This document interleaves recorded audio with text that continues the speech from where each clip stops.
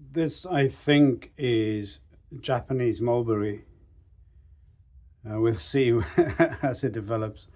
It's a crotch, so you got three branches coming in, and as is at the moment my habit, I'm going to try and make a pot from it. I suspect it might end up splitting a bit with all the stresses in this wood, but we'll see. So the plan is that goes into the screw. I put a chuck on there, flip it around, and this will be the base form it. And I'm going to try for the little bit of a funnel on this one. Let's see how it turns.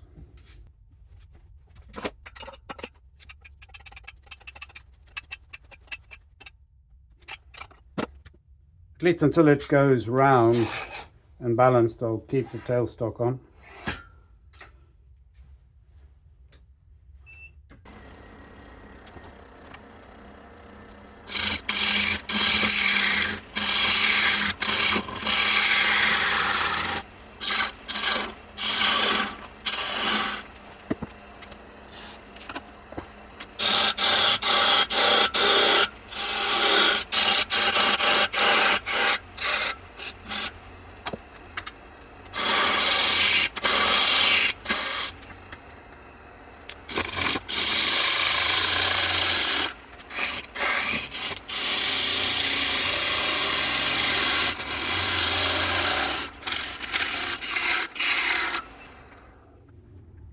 Yeah, we need to go in a lot more, right?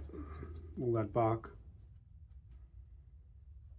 It's quite pretty wood. It's got a sort of a chatouillage, which is its reflecting of the light. That's quite nice.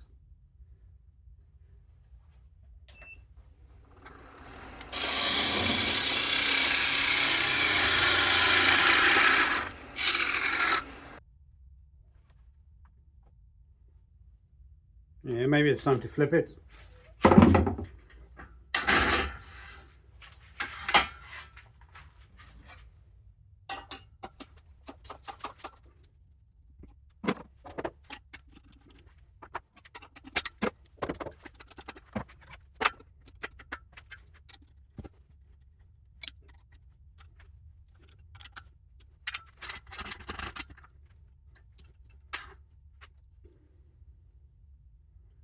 Yeah, we have to go deep enough. Either bring it back a bit or go a bit deeper to get rid of the bark, I think.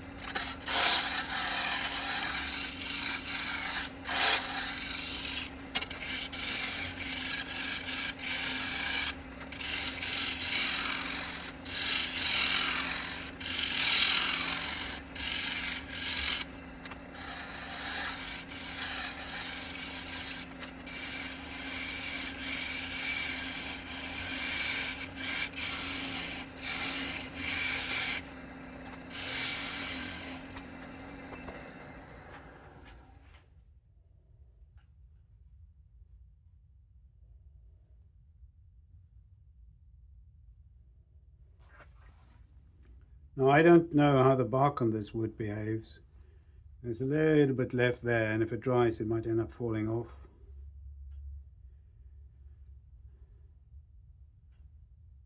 Got a bit of tear out there that I should try and get rid of. Don't like that. But apart from that, it's looking nice. Tear out there as well.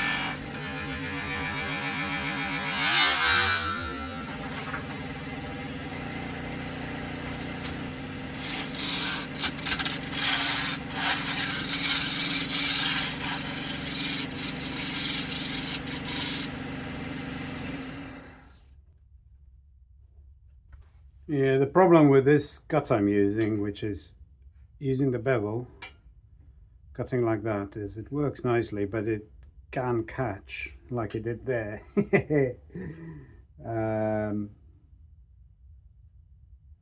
I still need to clean up.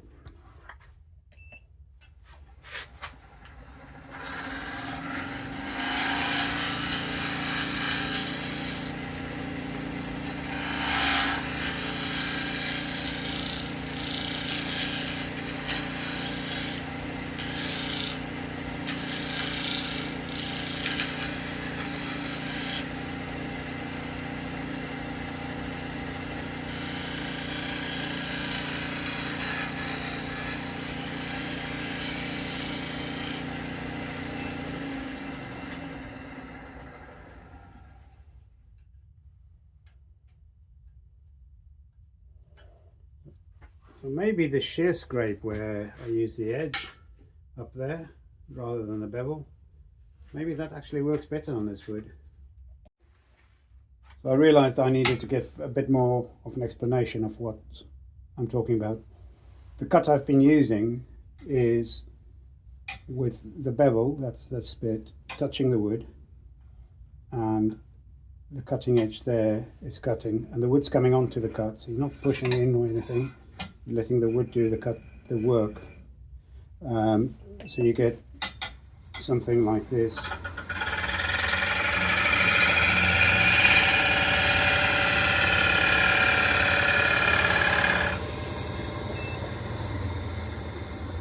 And typically at this point of the work you'll be watching on the horizon there to get the shape you want. So the problem is you're not watching the tool, and this cut can cause problems because if the tip there catches the wood, which is what you saw a second ago, it'll grab it and you've got a catch.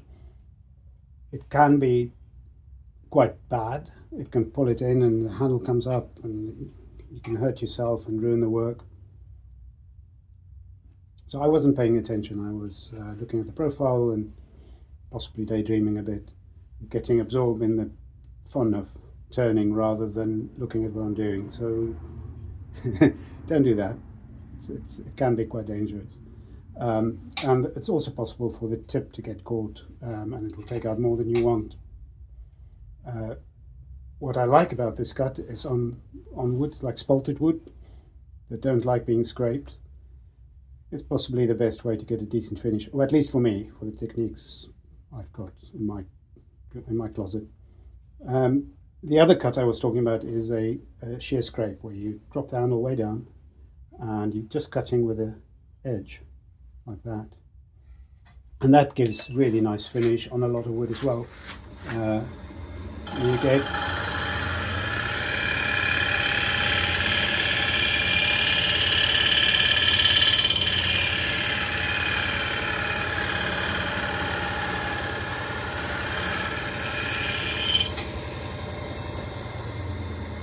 and it's a lot safer cut. You can even close it all the way, even if this edge touches, usually nothing goes wrong. And as you can see on this bit of ash, it's a really nice surface. And really that's what I should have been using on a minute ago, rather than I've become addicted to this cut. I don't know, it's probably got a name, I don't know what it is. But it's not necessarily always safe. So watch my videos for the entertainment and grin when you see me getting a catch rather than see it as educational. I'm not necessarily the best person to teach you that. Right, back to the fun. Time's come to hollow it.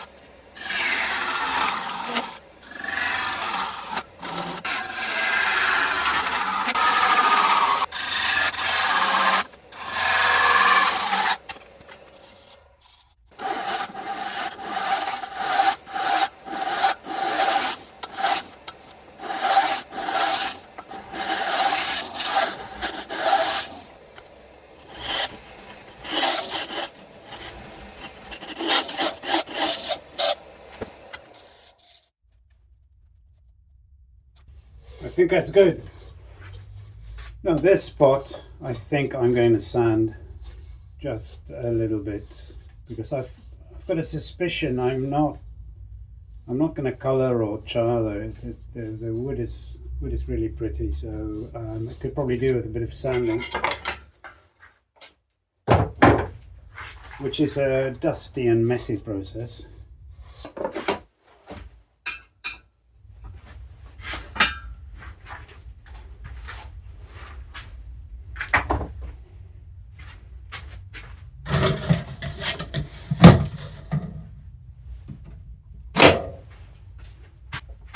Now, I think I'll do most of the sanding off camera. I'll have that thing on, which makes a noise. I'm going to put a mask, an active mask on that keeps me from breathing in if there's nasty dust, and it doesn't make for particularly good TV. So I'll see you afterwards.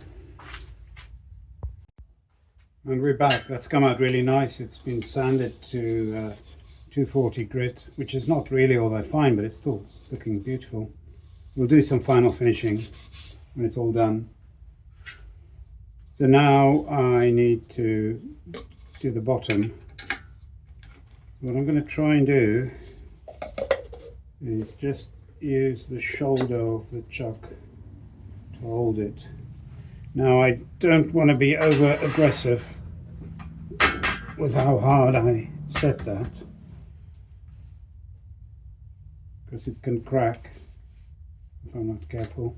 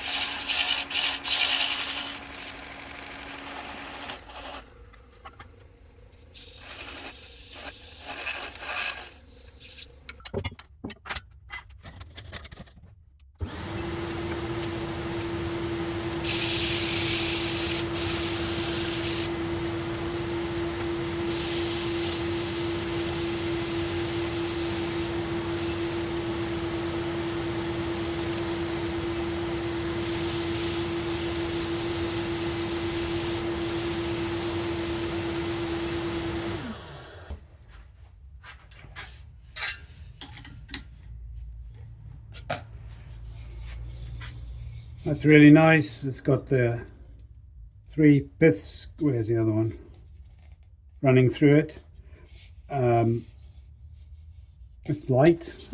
It's a beautiful shape to fit into the hands. I think I'm going to stick this in the microwave, because this wood is going to crack in some shape or another. I'd rather see what it does earlier rather than later. And it'll help it dry quicker, and then it might just get some oil.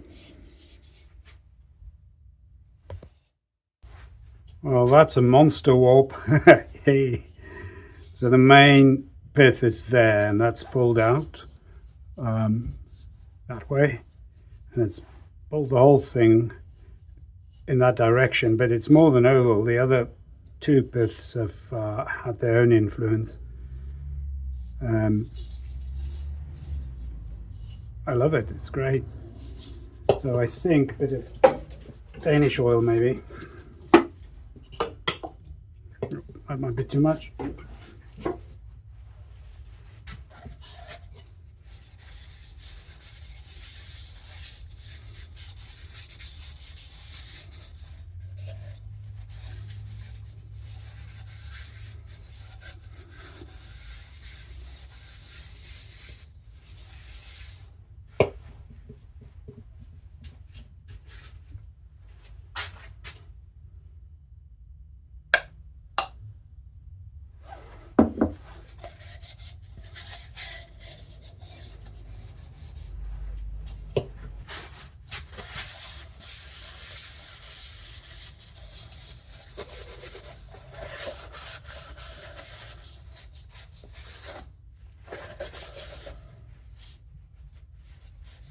We'll let that cure.